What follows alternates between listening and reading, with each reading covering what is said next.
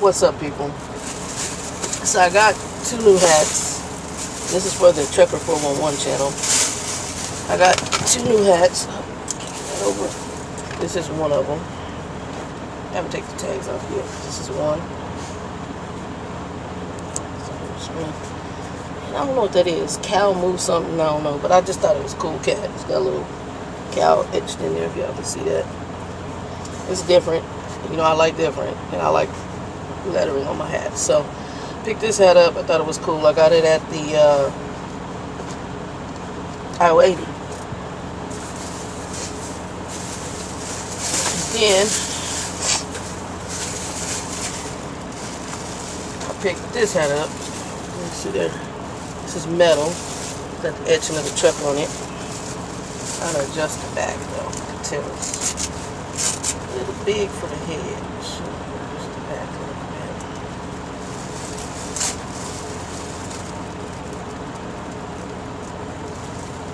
Oh, it's got a dry duck on there. I don't know what that is, but okay. Anyway, that's that hat. Picked this up at aisle 82, so I got 2 hats from aisle 80. TruckerDoll411. I'm late on my video. Apologize. I got here yesterday. I just had a crap load of stuff to do in the truck. Since the trainee got off, I wanted to wash all the linen because they have to lay their bedding on top of yours. I started being itchy. I don't like being itchy. And like I said, old boy, he didn't even brush his teeth a lot. So, and when he first got on the truck, his pants were kind of dirty. So I told him, I said, we are a clean truck. We take a bath, we wash our assets, and we wash clothes. We really didn't get him because he's only with me a week, so he didn't get to do laundry. But I washed the bedding, and on the top, I always put a sheet up there. I have like a plastic cover over the mattresses, and I put a sheet. I have not gotten a trainee yet, but I did let them know I'm going home time in June on the 22nd for 5 days. So I'll be home up until Wednesday. Well, Wednesday or Thursday. And so a lot of times what ends up happening is they only want to, if you have a student, they don't want to put that student in a hotel for more than 2 days.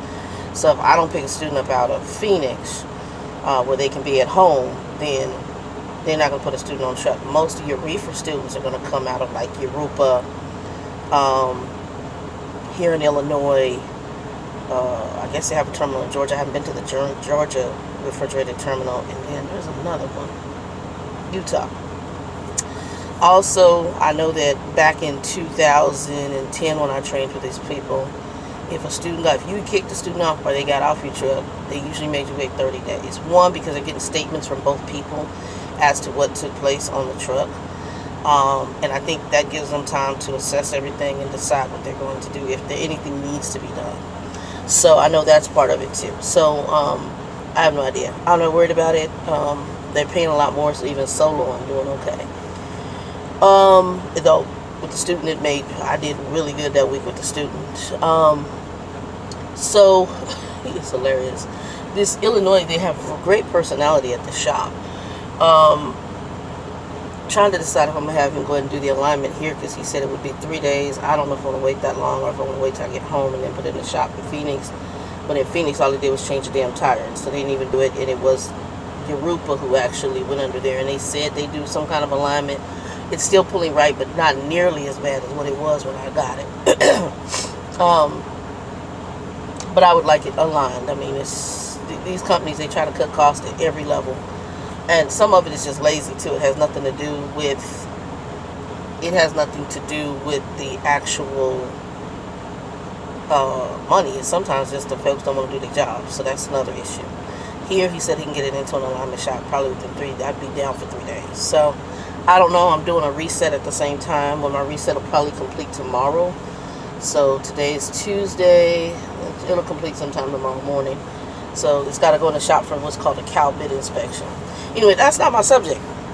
That's just some rambles. So let's get to it. Safety. Personal safety. So I'm going to tell you something happened with me and the student that was on the truck. And this is where safety comes into play. Safety is not always about necessarily, it's not always about the, probably where this at today. Hold on, y'all. Let's take this off. It's not always about just worried about a stranger. It could be simply about even being in the industry with other truck drivers. So you have truckers out here, some of them, I mean, not everybody comes from a corporate background. And even if they do, I mean, we got corporate people going in and killing a whole bunch of folk. Not everybody is rational. So,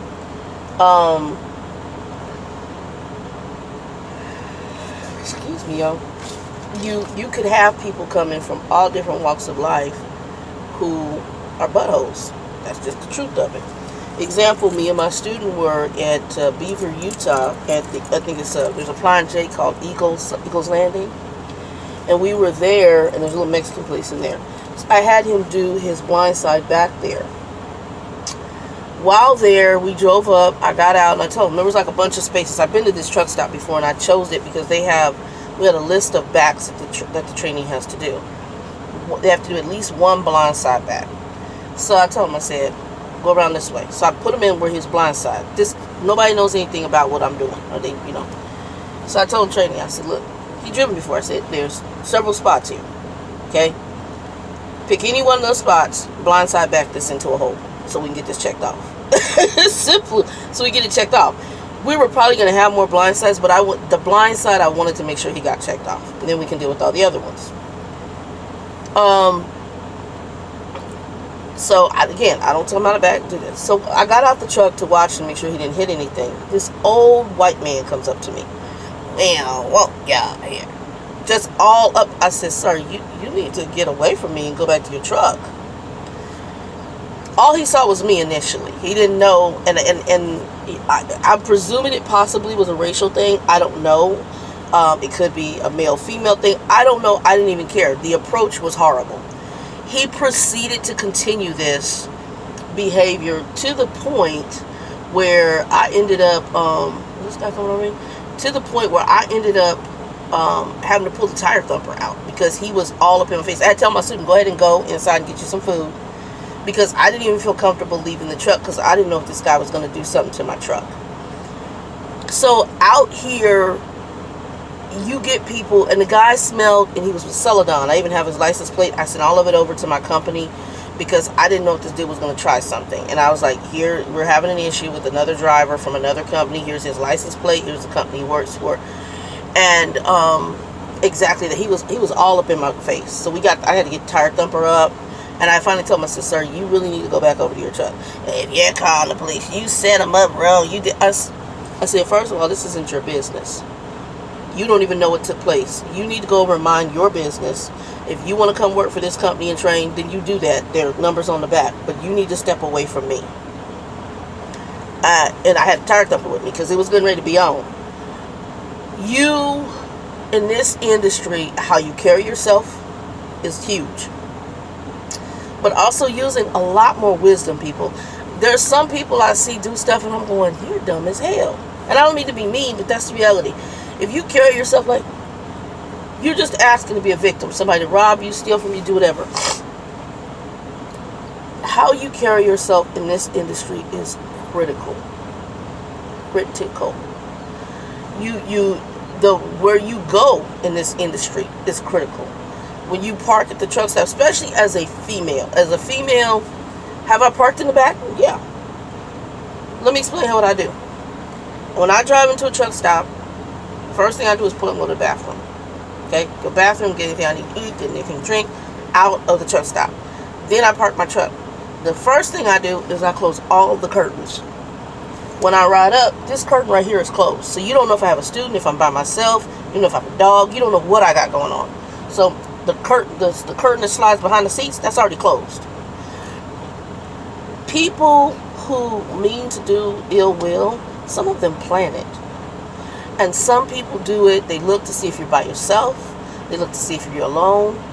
One of my friends, Kim, who's also kind of mentored me when I first started, she said when she first started in the trucking, she used to not come out the driver door, she'd go out the passenger door. So they always thought that maybe there was a dude or a partner or somebody on the truck with her. That's wisdom. That's wisdom.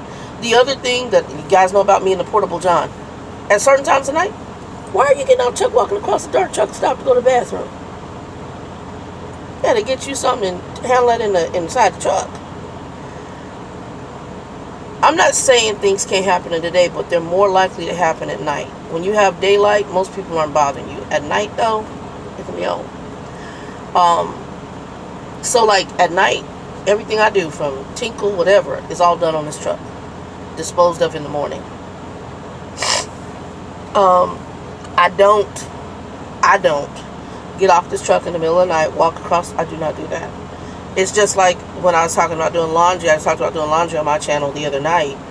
I was like, I hope I get close to the door, because I'm not hauling laundry. One, because it was a lot of laundry, because I was washing bedding, rugs, everything, and clothes. I'm not hauling all that laundry across the truck stop, and I'm damn sure not doing it in the middle of the night.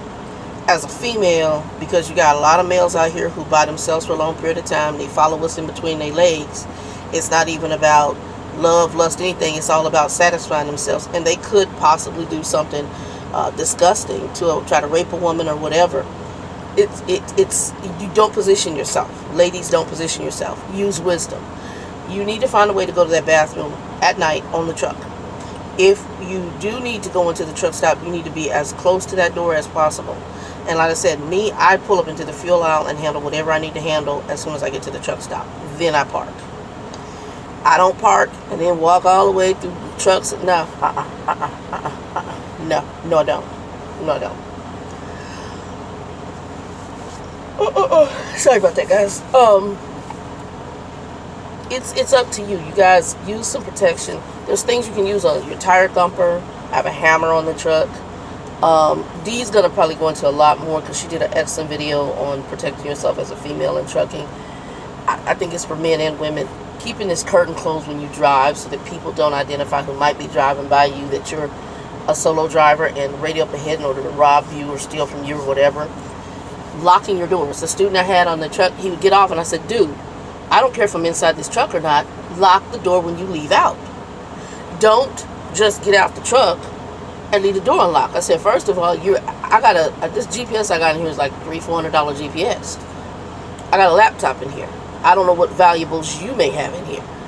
I got 3 headsets in here. These headsets are like a couple $100 each. 100. This is 150, and then my stereo one's like retail about just under 200. I didn't get paid that much for it, but there's stuff in here to steal. So if I get out the truck and don't take my wallet, there's stuff in this truck to steal. Don't get out this truck. Don't do it again, and leave the doors unlocked. Lock it. Now also, you're locking it because you don't want some Joe Blow stepping up in your truck knocking you in the head. And I had to tell this guy several times to do this, and he's hard hit. Just special. That baby's special. You can choose to be safe as possible. Now, I know that on our 401, some of the admins were talking amongst ourselves, and some were saying, "Oh, I would have a gun, I would have this." So let's talk. Most of your trucking companies do not allow you to have any sort of weaponry, probably other than a pocket knife, on your truck. And you can only have a blade. I forgot what the length, but per Department of Transportation or whatever, the blade can only be so long on your knife. Okay. So you can't have like a butcher's knife up in here. If you're talking about you're gonna cook, you can't have that. But you can have certain lengths of knives on here. Like I had one that I chopped with about that long, I think it was. But it can only be a certain length. Pocket knives, same thing. Mace, tasers, guns, those things most trucking companies will not allow. Now, I'm going to say this. I know, even at the company I'm at, I know that I've run into drivers who carry mace. Female drivers. I do not have mace on here.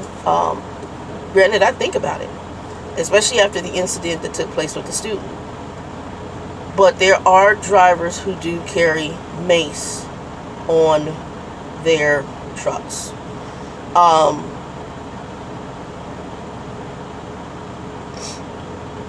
I think that it's not a bad idea, and it's sad, and I understand why the trucking companies don't allow it, but I also think that in this industry, certain precautions, especially in our world today with everything we have, especially just even in schools, but in businesses, everything we have going on in our world today, you need to be able to protect yourself, especially out here.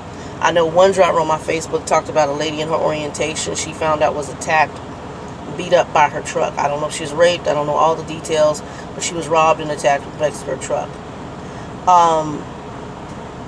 Not everybody in this industry comes from, you know, just hard work and want to work and want to go home. You've got some criminal elements. I went to school with people who were former felons. Some of them were, most of them were pretty cool guys. They just, you know, they made mistakes in their early younger days of life, and they were turning their life around. But you have some people who got in there and learned some other stuff, and they just as jacked up, if not more so, than when they first went in. It's really, again, up to you as to, what's the word I want to use? It's up to you as to how you're going to protect yourself. And sometimes, you know, some people decide to break the rules to protect themselves. And the sad part is, I get it. You know, I hate to say it, I get it. You know, one lady talked about, she watched a YouTube video, and I don't know if you guys, she said it was somebody from this company. I don't know if it was or not. I know the video she's speaking of. I don't remember them identifying. Sometimes they'll do these videos on social media, and they'll say it's this company or that company, and ain't no really identification what company it is. It really is irrelevant what company it is. What ended up happening was the driver, there were two drivers, a male and a female, and this male driver, I don't know if he got mad at this chick at the fuel aisle, he hauled off and just punched her in her face. Now, I got a problem, Houston. That's an ass whooping. But I also know in today's world, we don't just put dukes up anymore. But I also have a problem with a man laying their hands on a woman. And the woman had really nothing. She was just, she got punched in the face. She can't take on a physical man. Physically, women and men, we're physically two different creatures. A man's stronger than us. So, unless you mean, there might be some women out there that can go toe-to-toe, but that's far few and in between. So, she turned around and, you know, she just got punched in the face. No defense. No, I don't have mace. I don't have a taser. I don't have anything to defend myself against this crazy-ass dude. He's doing something. He's reaching in this truck. I don't have anything to defend myself against this crazy-ass dude. So, I get it. I get why people do that. There are owner-ops out here I know who carry their 45. They carry their 9mm. And they have no qualms. What's interesting is that the truck stops are now carrying gun holders in the truck stops. And I found that very interesting because, like I said, most states, as a trucker, there's laws that prohibit us from carrying that kind of weaponry. But people are doing it. It's like, hey, don't ask, don't tell.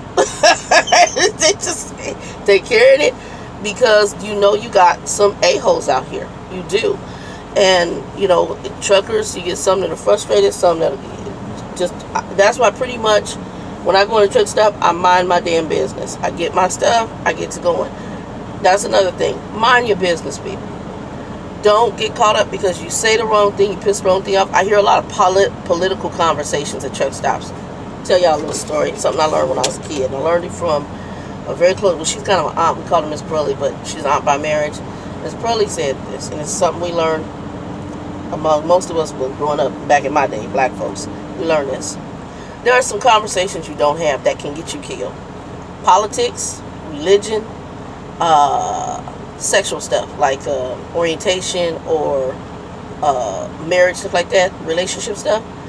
Those politics, religion, race, and the sexual stuff. Those things, they can get you killed. You say something the wrong way, somebody passionate about it, they'll,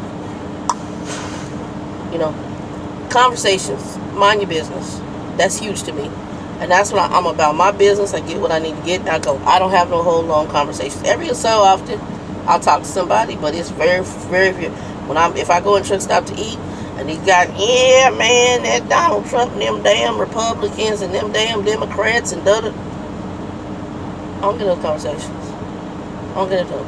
Even the ones that get into talking about race, I don't get into conversations. I don't argue with them. I let them be their ignorant self because you're a dumbass sitting up here putting out your political views. You don't know who's around here. You don't know who will go out to their truck Be pissed off because you said the wrong thing. Wait for you. Pop, pop. Because people are crazy. Cray, cray, cray. Cray, cray, cray. Anyway, y'all, this video is 20 minutes. Hope the other hosts get in here, but, you know, tire thumper. I also have, if I have them, I have a crowbar for a truck. I don't have it with me, but I have it on it's in my other storage unit. And I used to carry that too. It's like this big. That thing's huge. It's heavy though. D gets in the actual tools in the truck that you can use. But my big one is use wisdom. Just use some freaking wisdom. And use wisdom. Use wisdom in how you carry yourself. Use wisdom when you're in this truck. Keep this curtain closed, especially ladies, because then they don't know if you're a team or not. I think guys too. If you're a team, they don't know if you're a team or not. Keep that curtain closed.